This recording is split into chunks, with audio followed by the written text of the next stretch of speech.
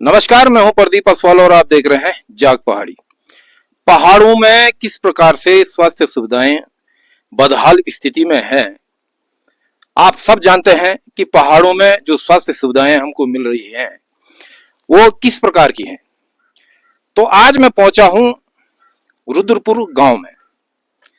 यहां पे हमारे सामने जो मौजूद हैं, इनका पथरी का ऑपरेशन होना था और आप जानते ही हैं कि जो भी सरकारी यहाँ पे हॉस्पिटल चल रहे हैं, संचालित हो रहे हैं सरकार के द्वारा, वो किस प्रकार से बदहाली की स्थिति में है और एक रेफर सेंटर बने हुए हैं।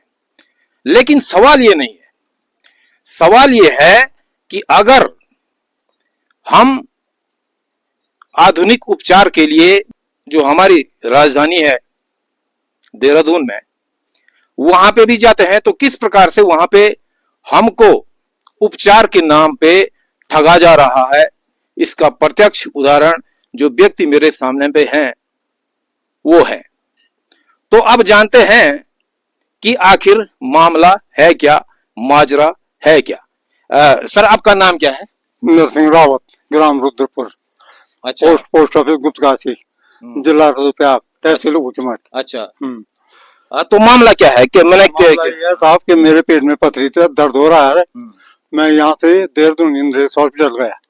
एक नवंबर को मैं वहाँ गया। उस दिन शनिवार था। उन्होंने कहा टेस्ट कराओ सारे। हमने सारे टेस्ट कराए अपने पैसों से और फिर हमको बोला तुम सोमवार को आना, कल इतवार है, सोमवार को आना। अच्छा। हम सोमवार को वहाँ गए तो उन्होंने कहा आज रिपोर्ट हमको मिली, तो उन्होंने कहा कि आज डॉक्टर ने बैठा, आप मंगल को आना। हम मंगल को फिर गए वहाँ, तो उन्होंने कहा तुम्हारे वो कराओ, बीपी शुगर टेस्ट कराओ। हमने वहाँ थोड़ा बीपी थोड़ा ज्यादा था, बीपी शुगर, तो उन्होंने हमको भर्ती करा दिया। हमने कहा चलो भर्ती हो गई तो हमारा ऑपरेशन हो जाएगा। 3 दिन भर्ती होने के बाद उन्होंने कहा वहां से आप डिस्चार्ज हो जाओ।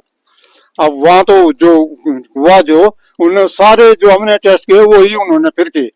वो उन्होंने उसमें क्या ये आयुष्मान कार्ड में। अच्छा, आयुष्मान कार्ड जी। सारे उसमें टेस्ट किए और फालतू में दिए, दुनिया भर के किए और हमको 6 गोली शुगर की और 6 गोली बीपी की दी। उसके अलावा हमको कुछ भी नहीं दिया। हम 3 दिन बाद उन्होंने कहा डिस्चार्ज। हमने कहा कैसे डिस्चार्ज हो जाओ, हम तो पथरी के ऑप्शन के लिए आ रखे हैं। उन्होंने कहा यहाँ से आपको डिस्चार्ज होना पड़ेगा, फिर डॉक्टर से मिलना पड़ेगा। तो उस दिन बृहस्पतिवार था। हम डॉक्टर के पास गए। उन्होंने कहा आज बृहस्पति है तो हमारा ऑप्शन जो है दूसरे बृहस्पति को होगा। मैं तो एक ही दिन करता हूँ, बृहस्पतिवार को। तो हमने कहा इतने दिन हम यहाँ क्या करेंगे, होटल में हम रहते हैं, खाना 2 आदमियों का खर्चा। तो उन्होंने कहा आप जहाँ भी जाते हो, घर जाते हो तो घर जाओ। तो फिर हम घर आ गए। हमने एक हफ्ते तक क्या करना था वहाँ। फिर घर आए तो उन्होंने कहा जब भी होगा सोमवार को आना और मंगल बुधवार को आप यहाँ भर्ती होंगे और बुधवार को आपका ऑपरेशन हो जाएगा। फिर हम घर आ गए। फिर हमारे परिवार में शादी थी, उस हफ्ते हम नहीं जा सके, पर दूसरे हफ्ते हम फिर चले गए सोमवार को वहाँ। फिर सोमवार को वहाँ गए, मंगल को हम फिर डॉक्टर से मिले। उन्होंने कहा फिर जांच कराओ। तो थोड़ा ज्यादा था शुगर ब्लड प्रेशर, तो उन्होंने हमको वहाँ कहा भर्ती हो जाओ। हमने कहा ऐसे तो हम हमेशा घर जाएंगे, यहाँ आएंगे, भर्ती हो जाएंगे, तो हमारा ऑपरेशन तो कभी हो नहीं पाएगा। तो मैंने हाथ जोड़ा डॉक्टर से।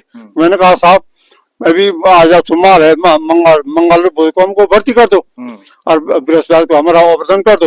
और हमारा ऑपरेशन ब्लड प्रेशर शुगर अगर नहीं होगा, उसमें काबू में नहीं हुआ तो हमको घर भेज देना। उन्होंने कहा नहीं आपका कानून चलेगा, यहाँ तो हमारा चलेगा, फिर भर्ती हो जाओ। फिर हम भर्ती नहीं हुए। कितने भर्ती होते हम वहाँ पहले 8 दिन पहले रहे। फिर 3 दिन हमारे 1-2 दिन आने जाने के। हमने कहा कब तक यहाँ भर्ती होंगे। फिर हम वापस आ गए निराश होके। फिर हम नानकोटी में कैंप था, वहाँ हमने ये दिसंबर 24 को हमने वहाँ ऑपरेशन कर दिया। आज हम ऑपरेशन हो भी गया। एक ही दिन वहाँ भर्ती हुए 23 को और 24 को हमारा ऑपरेशन हो गया। आज हम वहाँ इतना बड़ा डॉक्टर, इतना बड़ा स्टाफ, और आज हम बिल्कुल ठीक है। तो हमारा पथरी का ऑपरेशन हो गया, अब हम ठीक है। तो हमारा ये कहना है, जहाँ पहाड़ से उतने दूर जाते हैं लोग, और वहाँ देखो डॉक्टर कैसे व्यवहार करते हैं हमारे साथ। और न हमारा ऑपरेशन हुआ न कुछ हुआ। 30,000 रुपये हमारे खर्च हो गए वहाँ रहने खाने का, और सरकार का भी उन्हें उसमें दुनिया भर का जो भी आयुष्मान कार्ड में जो भी बिल बनाया वो हम तो नहीं मालूम, उनने उनका भी बिल बनाया, फालतू हमारे पैसे भी बर्बाद किए। और सरकार के हमारा ये कहना है कि सरकार के पैसे भी वापिस दें और हमारे पैसे भी वापिस दें। जो हमारा 2 बार का खर्चा पर्चा होटल का रहना खाना न तो उनने ऑप्शन किया हमारा न कुछ। ऐसे ही हम कह रहे हैं इन तो सख्त सख्त कार्रवाई होनी चाहिए। बिल्कुल बिल्कुल, ये कहीं ना कहीं एक बहुत बड़ा प्रश्न चिन्ह लग रहा है जो महंत इंद्रेश हॉस्पिटल है उस पर, क्योंकि ये लोग जाते हैं वहां पे और ये भर्ती होते हैं, उसके बाद इनको कुछ दिन वहां पे एडमिट कराया जाता है, फिर इनको डेट दी जाती है, फिर इनको वहां बुलाया जाता है कि इतने तारीख को आपका ऑपरेशन होगा, और फिर इनको भर्ती कराया जाता है और फिर इनका ऑपरेशन नहीं हो पाता है। तो मैं आपको बता देना चाहता हूं, यहां पे नारायणकोटी में एक कैंप लगा हुआ था, तो वहां पे इन्होंने अपना ऑपरेशन कराया और आप देख सकते हैं आज ये भले चंगे होकर के यहां पहुंच चुके हैं घर में। तो कहीं ना कहीं जो स्वास्थ्य सुविधाओं के नाम पे देहरादून में जो बड़े बड़े हॉस्पिटल हैं वो लूट खसोट उन्होंने जो मचा रखी है, तो उसका एक प्रत्यक्ष उदाहरण है ये सर जी। रुद्रपुर गांव के रहने वाले हैं और गए थे इंद्रेश हॉस्पिटल में कि यहाँ पे अच्छे से मेरा पथरी का एक मामूली सा ऑपरेशन होना था, और 1-2 महीने चक्कर काट काट करके 30-35 हजार रुपए इनके वहां पे खर्च हो गए। बावजूद इसके वो टाल मटोल करते रहे, वहां पे जो प्रशासन है हॉस्पिटल का वो टाल मटोल करते रहे। और बड़ी विडंबना है कि देखिए, हम इसीलिए बोलते हैं कि जाग पहाड़ी जागो, अपना जो हक हकूक है, जो हमारी जो मूलभूत सुविधाएं जो आज हमको पहाड़ों में नहीं मिल पा रही हैं और हम नीचे जा रहे हैं, देहरादून जा रहे हैं, ऋषिकेश हरिद्वार और दिल्ली तक जा रहे हैं, तो वहां पे जो लूट घसोट उन जो तथाकथित जो हॉस्पिटल वहां पे संचालित किए जा रहे हैं उनके द्वारा की जा रही है, तो ये एक बहुत बड़ा सवाल पैदा करता है। जो सरकारी जो तंत्र है 25 साल हो चुके हैं, अभी तक हमको वो मूलभूत सुविधाएं नहीं मिली है। आप पहाड़ के जितने भी हॉस्पिटल हैं उनको देख लीजिए, तमाम जो हॉस्पिटल हैं, चाहे श्रीनगर की बात करूं, चाहे मैं रुद्रप्रयाग की बात करूं, गोचर, गोपेश्वर, पौड़ी, गुप्त काशी की बात करूं, सब रेफर सेंटर बने हुए हैं। आखिर कब तक हमको इस प्रकार की स्वास्थ्य सुविधाएं सरकार देगी और कब हमें जो है जो ये लूट खसोट जो बड़े बड़े हॉस्पिटल ये उसके नाम पे स्वास्थ्य सुविधाओं के नाम पे हमसे वसूल करते हैं हम पहाड़ियों से, तो कब इन पे रोक लगेगी और कब हमको स्वास्थ्य सुविधाएं पहाड़ों में मिल पाएंगे? आप सोचिए, आप खुद सोच सकते हैं कि एक मामूली सा पथरी का ऑपरेशन करने के लिए इंद्रेश जैसे हॉस्पिटल में गए 30-35 हजार, फिर कह रहा हूं 30-35 हजार जो ये आरोप लगा रहे हैं, ये कागज भी मेरे पास हैं, और 30-35 हजार खर्च करके और 1 महीने गोल गोल घुमा करके वहां एडमिट भी कर दिया, बावजूद इसके इनका ऑपरेशन नहीं किया गया। तो कहीं ना कहीं ये जो इंद्रेश हॉस्पिटल वहां पे संचालित हो रहा है उस पर एक बहुत बड़ा प्रश्न चिन्ह लग रहा है।